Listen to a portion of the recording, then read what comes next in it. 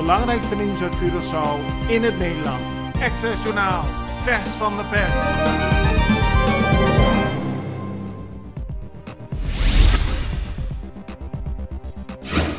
Goed nieuws voor Bullem Bay. De terminal bij Bullem Bay is weer in werking getreden.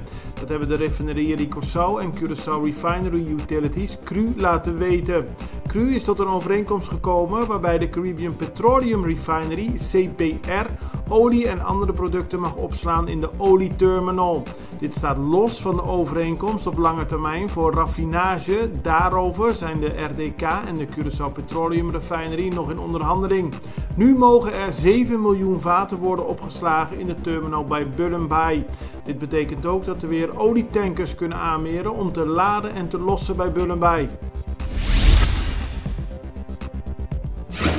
Er is een overeenkomst gekomen over de 5e tranche voor werknemers en oud-werknemers van Isla. Het gaat in totaal om een bedrag van 12 miljoen dat over de verschillende werknemers zal worden verdeeld. Sinds de sluiting van Isla in 2019 zijn er 5 tranches afgesproken waarbij een deel van het geld over wordt gemaakt. Dit betreft de laatste tranche. Na Colectra, nós toma tempo para servir ora com mais da comunico. Llama-nos centro de cliente na telefone 0800-035 de Jaluna para Jabierne voor die setor de mente te cu setor de noite para turno serviço nang of patrão cita. Se você traz cita para Jasabra, também por hora. Por escolher para trabalhar riba aqualectra.com e aproveitar a mesura, põe o documento na cerca para o bichita cerca nós vai mais fácil. Sim, a Aqualectra, seu centro de cliente, está claro para servir na momento que você come a bo.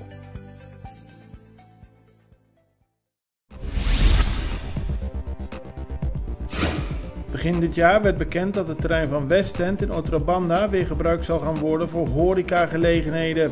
Op 22 februari is er een akkoord getekend en vanaf dat moment zijn er werkzaamheden gestart. De afgelopen maanden ligt het echter stil en is er sprake van een groot gegraven gat waar allemaal vuil in wordt gegooid, waar water in ligt en omwonende horecaondernemers hebben geklaagd bij de overheid over de huidige situatie.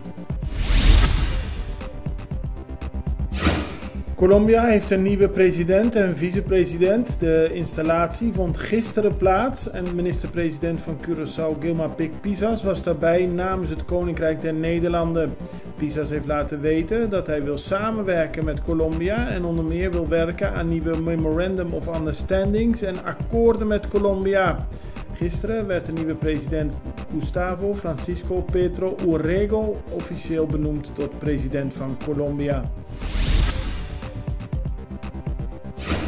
Een groep demonstranten uit Banabao onder leiding van onder meer Tirso Petraudes en Winnie Paula zijn naar Playa Calqui gegaan dit weekend. Ze willen met hun actie voorkomen dat dit strand zal worden verkocht en daardoor niet meer toegankelijk is voor het publiek. De bewoners van Banabao willen dat Playa Calqui gewoon voor het publiek open blijft. Bij Cerro di Pietermai vond afgelopen weekend de traditionele zeepkistenrace plaats. Die kon enige tijd niet doorgaan vanwege corona, maar gisteren was het zover en het was een groot feest met vele mooi gebouwde kisten die naar beneden gingen.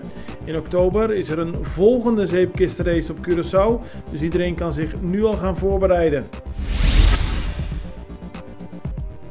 Valerie van Heijdorn is gisteren verkozen tot Miss Teenage Globe 2022 en dat betekent dat ze binnenkort Curaçao mag vertegenwoordigen op de Miss Teen Grand 2022 verkiezingen in de Dominicaanse Republiek.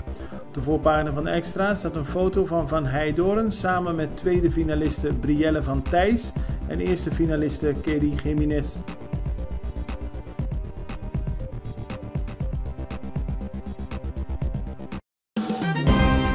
Het belangrijkste nieuws uit Curaçao in het Nederland. Access Journaal, vers van de pers.